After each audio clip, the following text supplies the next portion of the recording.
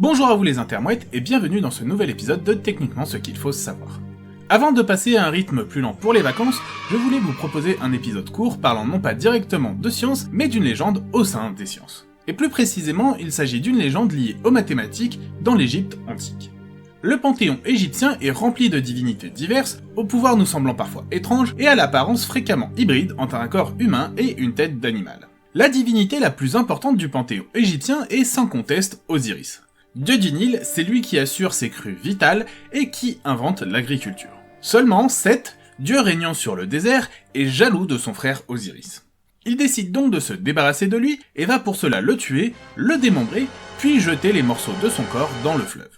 C'est Horus, dieu à tête de faucon, fils d'Osiris et d'Isis, qui se décide alors à aller affronter son oncle pour venger ainsi son papounet. Lors de cette bataille féroce, Horus voit son œil gauche arraché par son oncle et lui arrache en retour les testicules.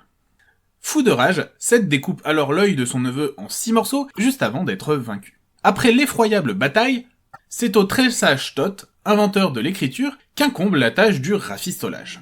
Il réunit alors les parties de l'œil et leur attribue une valeur numérique. La partie gauche de l'œil vaut alors 1/2, la pupille 1/4, le sourcil 1/8, la partie droite de l'œil 1/16, la larme 1/32 et enfin la tache de faucon 1/64. Seulement, la valeur totale des parties de l'œil n'est pas complète puisqu'elle vaut 63/64.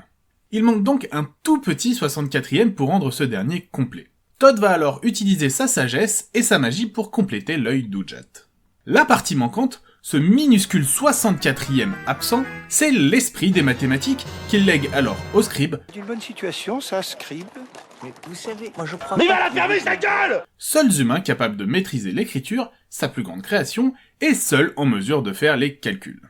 Techniquement, ce qu'il faut savoir, c'est que cette histoire est très belle. Elle est emplie d'une poésie qui donne à aimer les maths, à voir à travers les symboles abscons et les courbes tarabiscotées la beauté d'une matière bien trop souvent déconsidérée, vue comme rébarbative au possible. Et c'est justement pour cette raison que je voulais partager avec vous la poésie des mathématiques de l'œil d'Udjat. Pour ça, mais également pour le démolir juste après. Parce que cette histoire est fausse. Totalement fausse.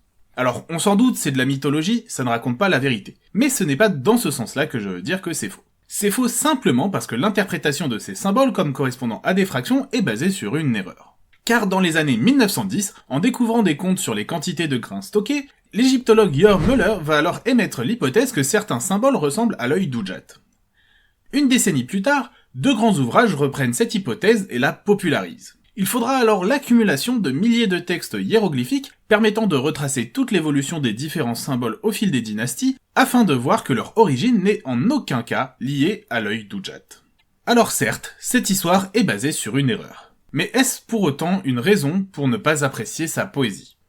Je pense que non, et je vous laisse donc l'apprécier également, et j'en profite pour vous souhaiter un peu en avance de bonnes vacances.